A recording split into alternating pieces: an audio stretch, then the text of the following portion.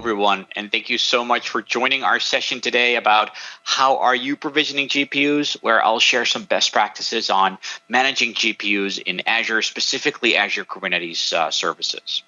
Now, before I start, quick introduction. My name is Gijsbert Janssen van Doorn. I'm the Director of Technical Product Marketing at Run AI. Been in IT infrastructure for as long as I can remember, and recently made a jump into AI infrastructure because, hey, AI is the next big thing and it's here to stay. Now, before we get started, let's talk a little bit about GPUs, and specifically, let's talk why are GPUs being used in AI a lot. Well, GPUs are really optimized to run as much computation simultaneously as they can. So they're really good at speeding up that computational process in deep learning specifically. They're really optimized for that, and they're being used all over the place. But there's a problem, maybe not a problem, a challenge. They're very, very expensive. So it's not only that they're expensive, there's a bigger problem when you're using GPUs. And one of the things is, yes, it's very, very fast, but in a lot of cases, you're not actually using the entire GPU. So what we see with a lot of organizations that invested heavily in GPUs is that the utilization of those GPUs is actually very, very low. The other thing is that it's actually an aspect of a much bigger problem. And the problem is around how can I efficiently provision GPU resources to the people that need it, the data scientists, the smart people that are developing the AI models. Now, let's dig a little bit deeper. And I'm going to walk you through a scenario of a team of data scientists where basically I am the manager of. I'm managing a team of data scientists. And let's say that this team of data scientists are using GPUs. Now, I'm talking about a small team, but actually this scenario is not only valid for a small team, it also goes across like large organizations and multiple teams of data scientists trying to use GPUs. So I have a team. I have a team of 4 members, and they're all very happy because they all have a GPU assigned to them. They're all working with a single GPU. They have the full power of that GPU available to them to start working their data science magic. But a new member joins. And now I have a challenge because there's a new member being part of my team. I only have 4 GPUs. What am I going to do? Now, the first thing I think is, okay, I need more GPUs. I need to request more GPUs from IT. So let's go a little bit through the journey of getting access to GPUs. The first thing is I need to let my new team member down because I don't have a GPU available right now. I need to talk to IT, and it's all very last minute. And I just realized that I actually had to give another GPU to the new data scientist. So what's happening is I'm going to stalk the IT department. I need my GPUs. I need more of them. Almost get into a fight with them. And what I also need to explain to upper management is, you know what, my projects are going to be delayed because I don't have enough resources for my team members to actually do the work that they need to do. And in the meantime, my new team member, she's waiting for GPUs. She's very, very patient, luckily, but she's still waiting for GPUs. And trust me, I've been using GPUs myself. That's very, very annoying. Now, the truth is, you don't always need more GPUs because, first of all, not all tasks require the full GPU, or not all tasks require like all the resources that are available to an end user. Sometimes they're just doing non-GPU intensive tasks like data wrangling that uses a lot more CPU, or writing code in a Jupyter notebook that's not actively using a GPU. And sometimes people simply take a coffee break or a holiday or a lunch break. And during that time, CPU resources are not being used. And sometimes they're just not using any type of resources. So instead of getting more GPUs, the new team member could actually have used the idle resources that are available in the system. Now, that actually shows us a bigger problem. But for now, we've been talking about a team sharing a GPU or multiple GPUs. But the same problem exists in a larger environment where there's a large cluster, a Kubernetes cluster running in production with multiple hosts. And we all know that different AI workloads have different loads and different resource consumption. So some might be fully utilized, some only 80%, some only 10%, some only 50%. the reality is that not all resources are being used in for 100%. So why does this happen, right? Why does it happen that not all of my resources are utilized? Well, actually, first of all, many GPU usage patterns are underutilized by definition. For example, when I'm doing remote debugging using like Visual Studio Code or PyCharm, or when I'm working like interactively with something like a Jupyter Notebook, or maybe it's an AI model that's in production just waiting for something to do, waiting for the request to come in so that they can actually start using that model. Or it's just like not a really heavy task, like smaller models or small batch sizes being computed. And the second like fundamental reason why it's not working is because GPUs are being provisioned in a static way. Just as in my example, I have 4 data scientists. They all have one GPU assigned to them, one GPU, one static assignment. And also, I'm assigning them a full GPU. It's very coarse-grained. It's either one GPU per user or one GPU per workload. It's not really dynamic. So we kind of need a different way to provision GPUs. Now, how do we provision GPU? Let's take like a little journey of like how companies start or organizations start with provisioning GPU to other users or to data science team members or to a team. And we see this actually with a lot of organizations where they start small and they scale along the way. And the first thing they do is, there's one data scientist, they got one GPU. Typically it's somewhere down their desk in a nice little workstation, and they can do their work. They can start deploying or developing the model using VS Code and do some like light training and testing if it works before they actually take it into production. Now, maybe it professionalizes. It turns out that this AI model is the next big thing and it really can help your business, or they're scaling. So now I have a team of data scientists that are sharing a server with GPU, with multiple GPUs. So now you run into those provisioning issues that we talked about before, right? How am I going to assign them to these different data scientists? How can they collaborate using this system? Now, the next step is basically it's getting worse or more complicated from a provisioning perspective. Is I have multiple teams sharing a cluster of a ton of GPUs. And it doesn't matter whether these GPUs are actually located on premises or they're located somewhere in the cloud. I'm still running into these same challenges. And that's why we need a smarter way to provision these GPUs. We need a smarter way to get these GPUs to the end users. And they should be provisioned in a dynamic way, not in a static way. AI workloads aren't static, they're dynamic. So we have to provision them in that way as well. We need fine-grained provisioning. So, for example, use fractions of a GPU. Not everything needs a full GPU. So why are we assigning a full GPU to this? So I need a little bit more flexibility there. And I need over-provisioning. I need to be able to provision or make sure that some users can use idle resources and go above and beyond what they've been assigned to or what they've been configured in a quota, for example. So let's discuss how RunAI Atlas, our platform, can help you, together with Azure Kubernetes Services, build an AI infrastructure in a smarter way that actually solves the provisioning challenges that a lot of organizations are facing, and making sure that the data scientists that need access to the GPUs get it in the most efficient way. So let's dig a little bit deeper into our platform. Now, this is a nice little schematic overview of our platform, and what RunAI Atlas does, it sits right in between the resources and the Kubernetes cluster that's available to you through Azure Kubernetes Service. And it might have nodes in there that have GPUs and CPUs and some RAM, and there's some data on there as well.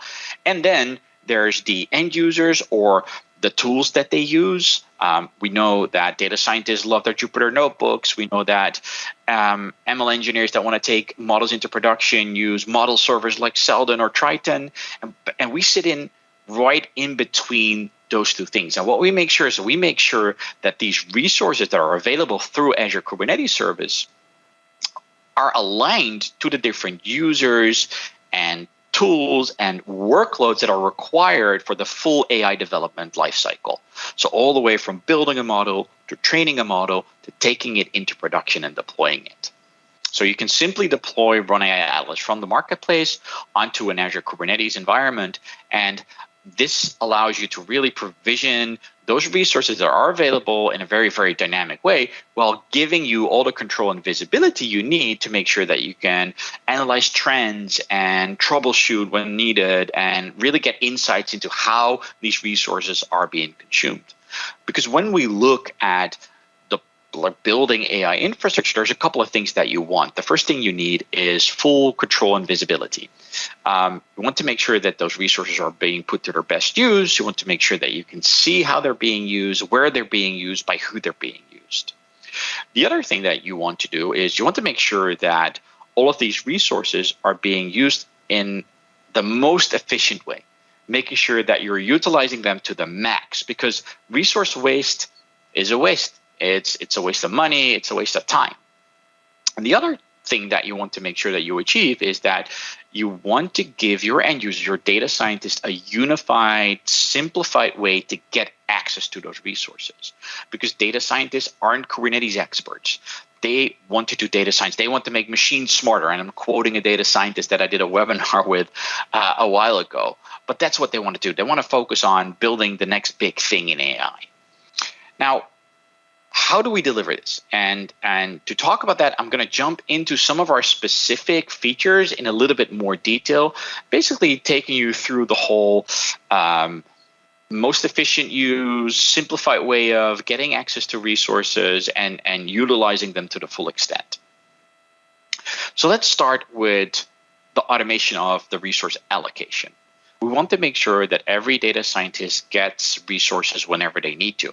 And to do that, we've built our own AI workload scheduler that integrates with Kubernetes and Azure Kubernetes Service on in the cloud.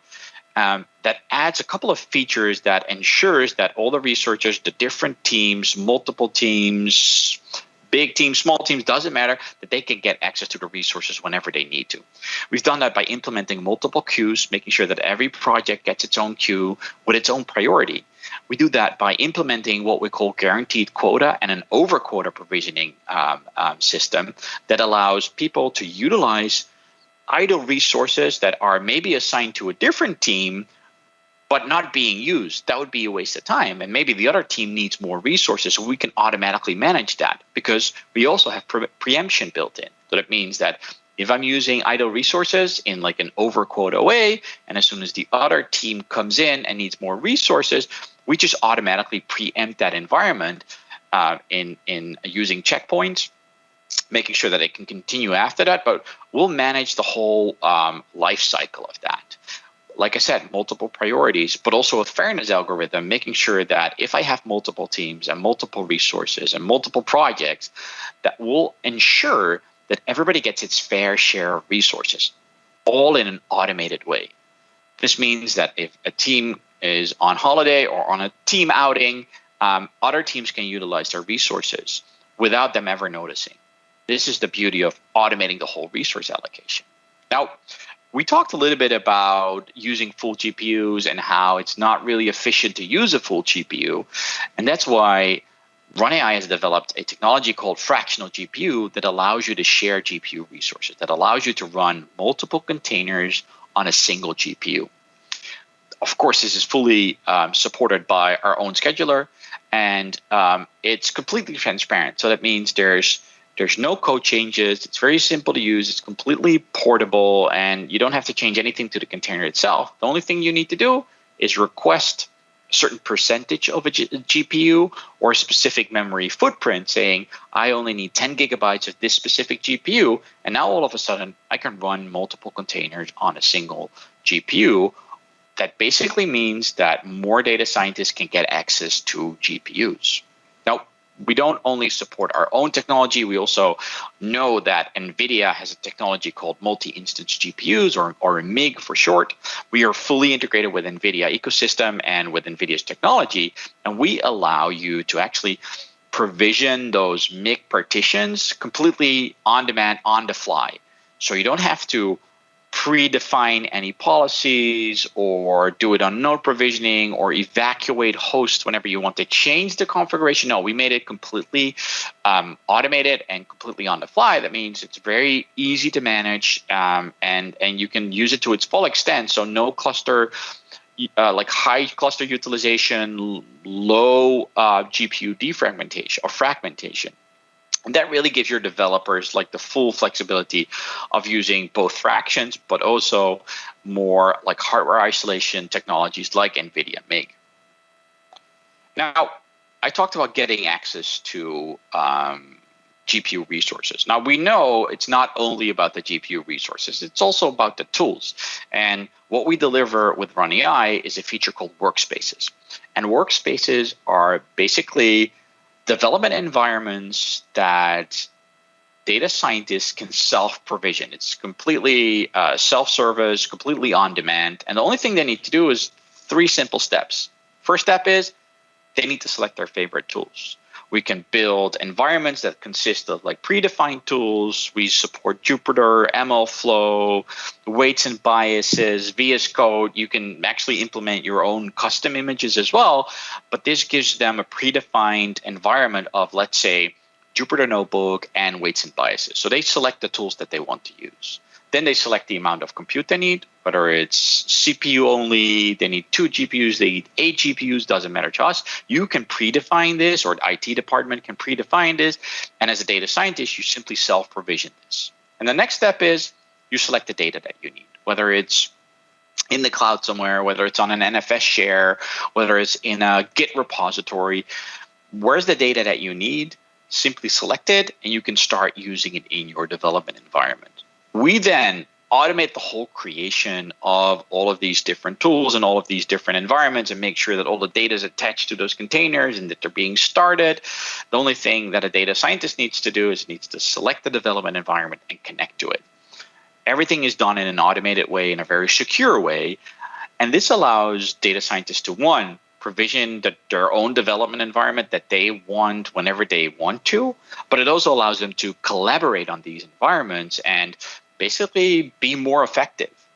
Once you stop these environments, you can restart them again, but once they're stopped, they're not consuming any resources anymore. So that means other development environments can start running again. And because of all the technology that we have built in, you can actually run multiple of these development environments on a single GPU. But you can also run them across multiple GPUs because we want to make sure that all of this is configured in a very, very flexible way. So let me summarize a little bit before I end this. Using Run AI together with Azure Kubernetes Service, we actually allow you to deploy a cluster of GPUs and use them to its full extent. We see organizations using GPUs in a normal way, in a static way, which results in low GPU utilization, 20%. And even though you have enough GPUs, you might still have data scientists requesting more and more access to GPUs because, again, you're doing it in a static way. So we turn that into a dynamic provisioning. We give data scientists a very simple, unified way to deploy their development environment on top of containers whenever they need to in a fully automated way. So we're unifying and simplifying the way they get access to resources. Combining all of the technologies that we've built in, we allow you to build the most effective AI infrastructure on top of Azure Kubernetes services, making sure that you can develop the next big thing, whether it's for you, your customers, your business, but giving you the flexibility and control to do it in a very managed way and in a very effective way. Now, this kind of concludes my session. I'd like to thank you very, very much for watching this. If there's any questions, don't hesitate to reach out to us. And thanks again, and I hope you enjoy the rest of Microsoft Build.